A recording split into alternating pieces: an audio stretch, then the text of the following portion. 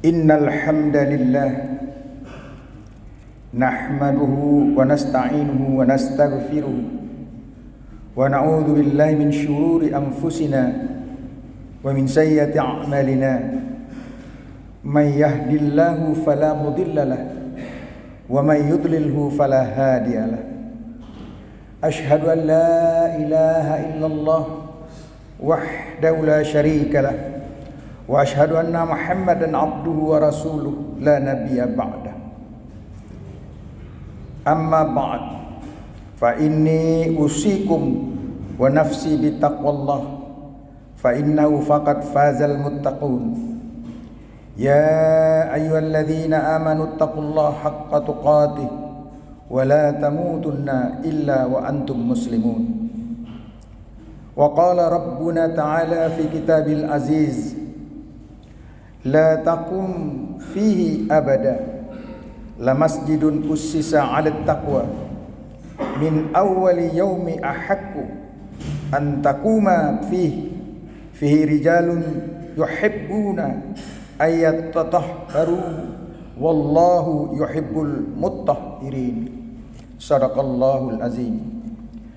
Ma'asyiral muslimin rahimakumullah.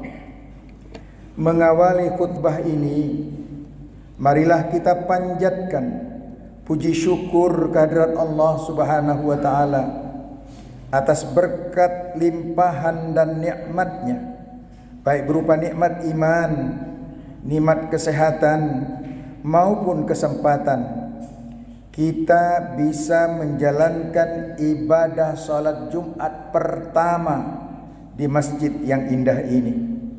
Mudah-mudahan ibadah salat yang kita lakukan mampu menghadirkan ketenangan batin dalam diri kita masing-masing, serta mampu memberikan efek kesalehan sosial dalam keseharian kita. Amin, amin ya rabbal alamin. Salawat berangkai salam semoga senantiasa dilimpahkan kepada junjungan kita Nabi Muhammad sallallahu alaihi wasallam yang sangat kita harapkan syafaatnya kelak di hari yaumul qiyamah. Tak lupa khatib berwasiat mengajak kepada para hadirin semua, marilah kita tingkatkan ketakwaan kepada Allah Subhanahu wa taala dengan sebenar-benar takwa. Salah satunya dengan cara merasakan kehadiran dan pengawasan Allah Subhanahu wa taala atas diri kita dimanapun kita berada.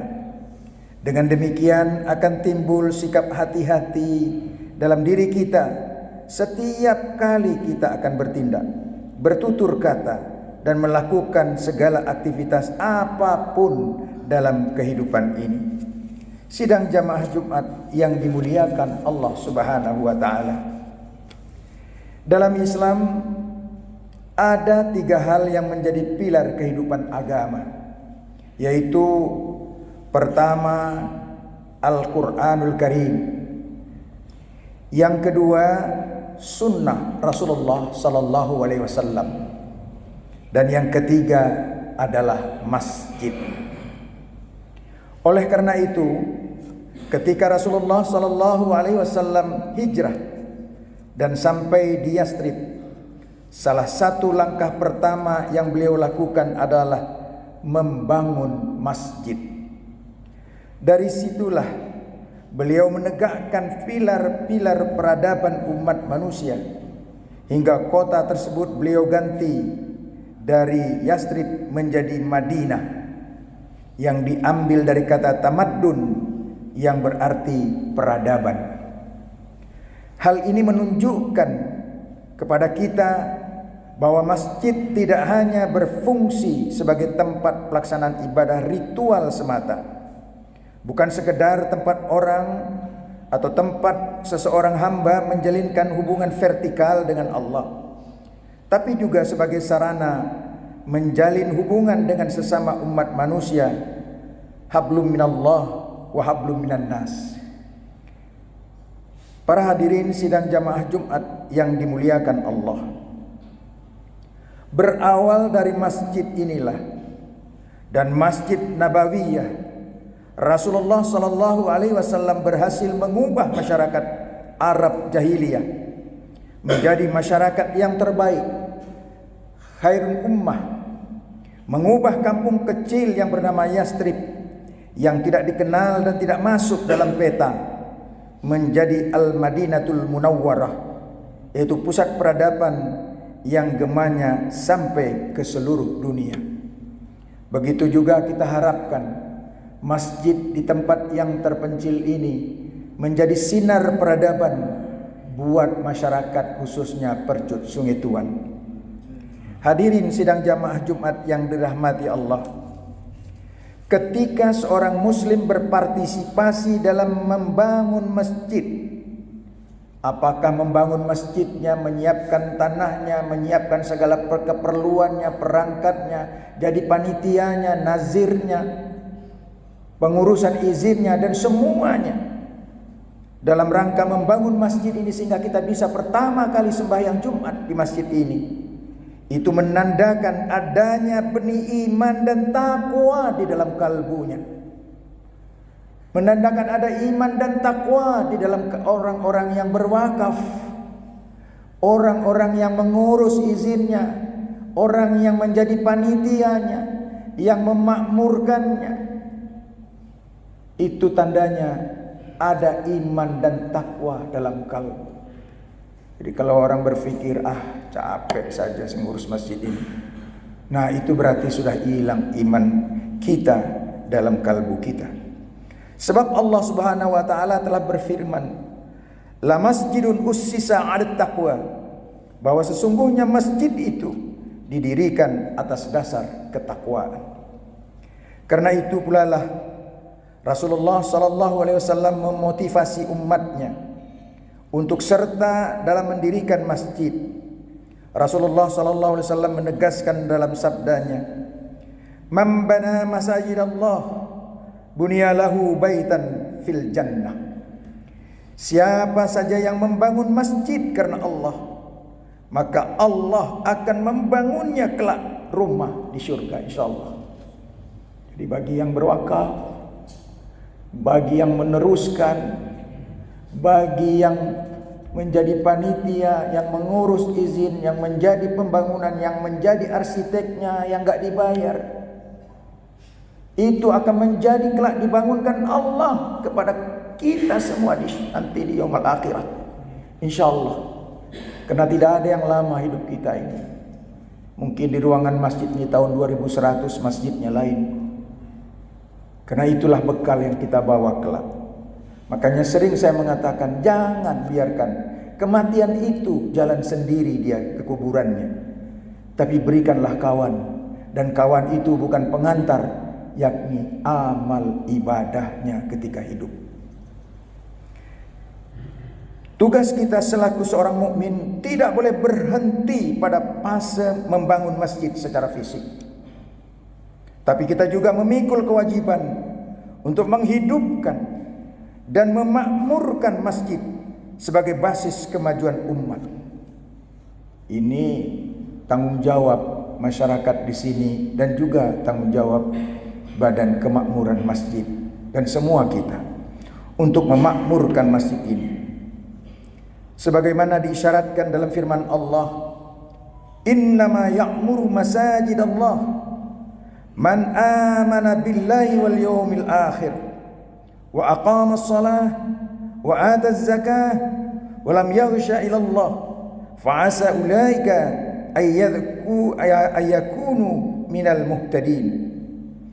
Yang artinya, sesungguhnya yang memakmurkan masjid Allah itu hanyalah orang-orang yang beriman kepada Allah dan hari kemudian, serta tetap dia melaksanakan salat, menunaikan zakat, dan tidak takut kepada siapapun kecuali kepada Allah.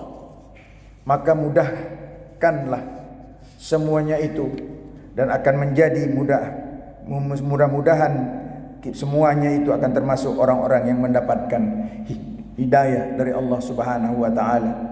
Surat At-Taubah ayat 100 ayat 18. Ma'asyiral muslimin rahimakumullah. Dalam rangka menjadikan masjid sebagai sentra peradaban, ada beberapa langkah yang dapat kita lakukan. Pertama, mengoptimalkan masjid sebagai pusat pendidikan. Di sini ada pendidikan tahfizul Quran. Masjid adalah tempat di mana para ulama dan cendekiawan berkumpul untuk berdiskusi dan berbagi pengetahuan. Membahas nanti tafsir Ibnu Katsir kepada semua anak-anak kami di sini.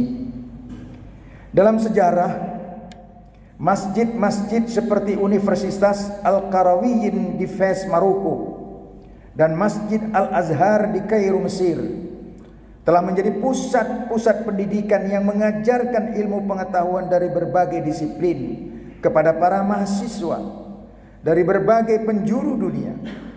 Benih-benih ilmu pengetahuan seperti ilmu agama, filsafat, tasawuf, ilmu matematika, kedokteran, astronomi, ilmu sosial dan politik, semuanya diajarkan dari masjid ini.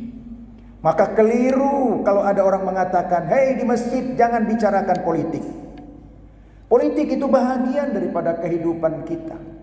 Cuma yang tidak boleh politik praktis. Artinya, pilihlah si A, pilihlah si B. Di sini mungkin jamaah itu ada yang pro ke si A, ada yang pro ke si B, ada yang pro ke si C. Itu kan menimbulkan perpecahan. Tapi untuk tidak membicarakan politik sebagai ilmu, di masjid ini dapat diperkenankan. Di Indonesia, sejarah menuturkan kepada kita bagaimana pendidikan dibangun bermula dari keberadaan sebuah masjid yang digunakan oleh para kiai untuk mengajar. Seiring bertambahnya masyarakat yang ingin belajar dan datang dari tempat yang jauh, maka secara bertahap dibangunlah pondok-pondok pesantren, tempat orang yang belajar menginap, hingga pada akhirnya berdirilah apa yang kita kenal dengan pondok pesantren yang tanggal 22 Oktober yang lalu secara nasional kita peringati sebagai Hari Santri Nasional. Kedua, memfungsikan masjid sebagai pusat kehidupan sosial. Masjid merupakan pusat kegiatan sosial masyarakat. Di sini orang-orang bertemu, bermusyawarah dan saling berintegrasi.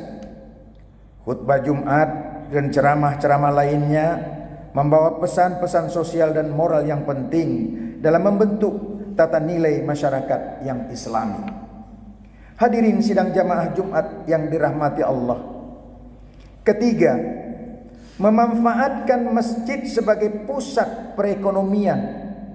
Keseimbangan ajaran Islam mengajarkan bahwa umat Islam tidak boleh hanya berfokus pada persoalan spiritual semata, tapi seorang muslim juga harus memperhatikan aspek kehidupan duniawiyahnya agar umat Islam menjadi umat yang mapan dan sejahtera. Oleh karena itu pula lah Allah Subhanahu wa taala telah berfirman di dalam Al-Qur'an surah Al-Jumu'ah ayat 10. A'udzubillahi minasyaitonir rajim. Fa idza qudiyatis shalah fantashiru fil ard wabtaghu min fadlillah wadhkurullaha katsiran la'allakum tuflihun.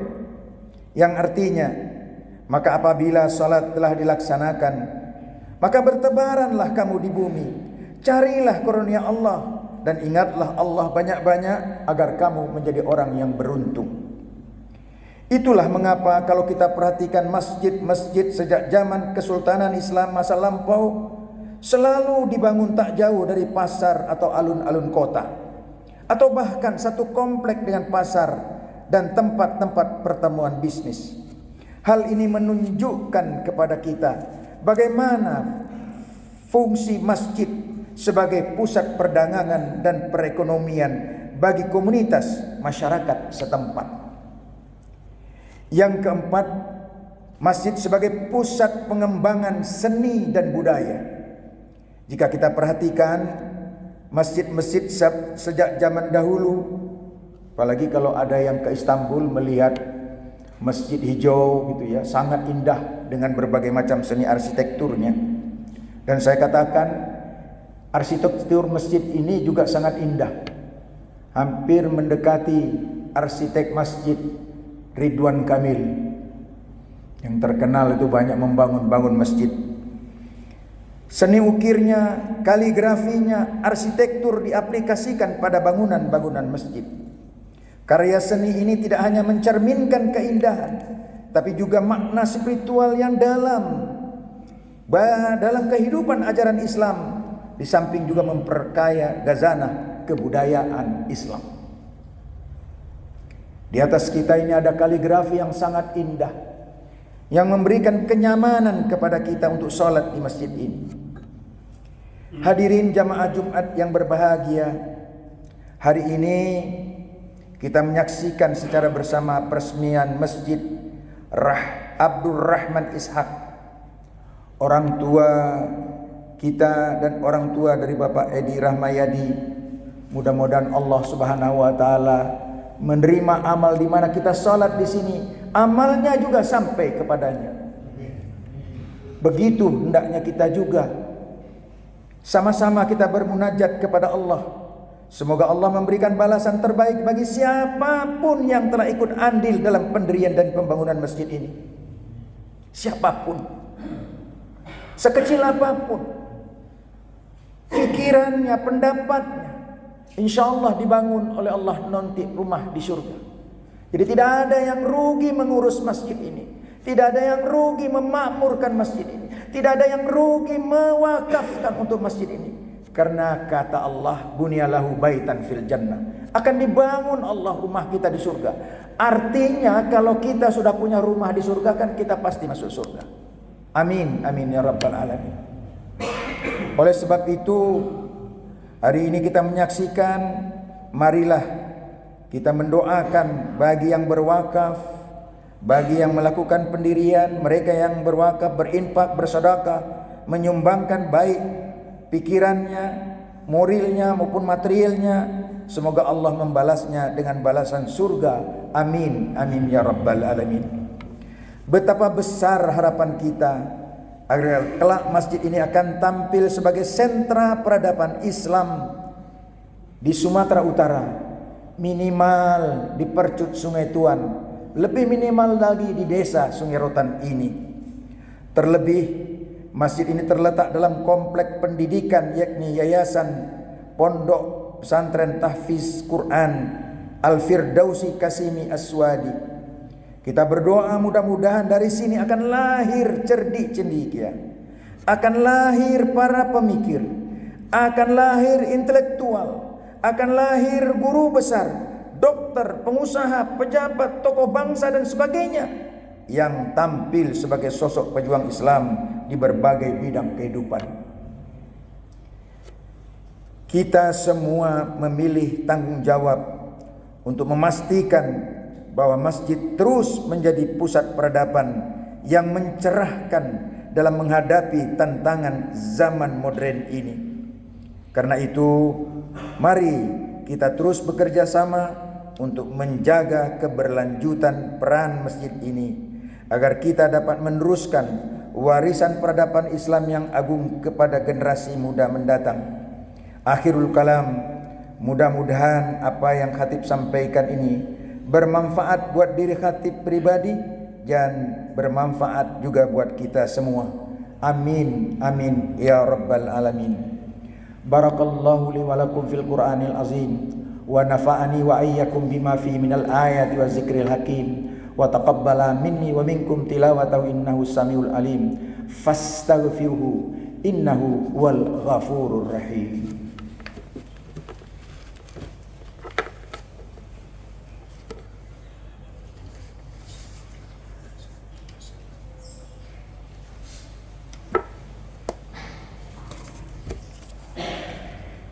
Alhamdulillahilladzi amarna bittihadi wal i'tisam bihablillahil matin.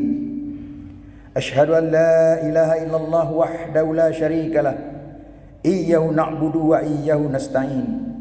Wa ashhadu anna Muhammadan abduhu wa rasuluhu al-mab'utsu rahmatan lil alamin. Amma ba'd.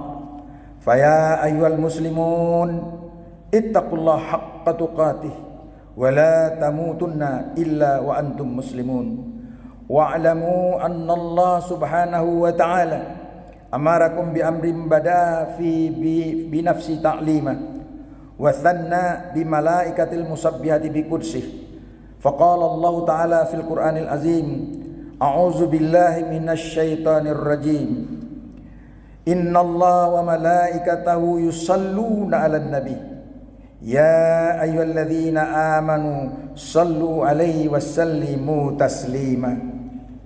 Allahumma salli wa sallim ala sayyidina Muhammad wa ala alihi wa ashabihi ajma'in wat tabi'in wa tabi'it tabi'in wa man tabi'ahum bi ihsanin ila yaumiddin wa alaina ma'ahum bi rahmatika ya arhamar rahimin. Allahumma ighfir lil muslimina wal muslimat wal mu'minina wal mu'minat al ahya'i minhum wal amwat innaka sami'un qaribun mujibu da'wat ya qadiyal hajat. Rabbana iftah bainana wa baina qaumina bil haqqi wa anta khairul fatihin. Ya Allah, ya Tuhan kami, jadikanlah masjid ini menjadi masjid yang ussisa 'alat taqwa, masjid yang memberikan manfaat dan barakah bagi kehidupan kami.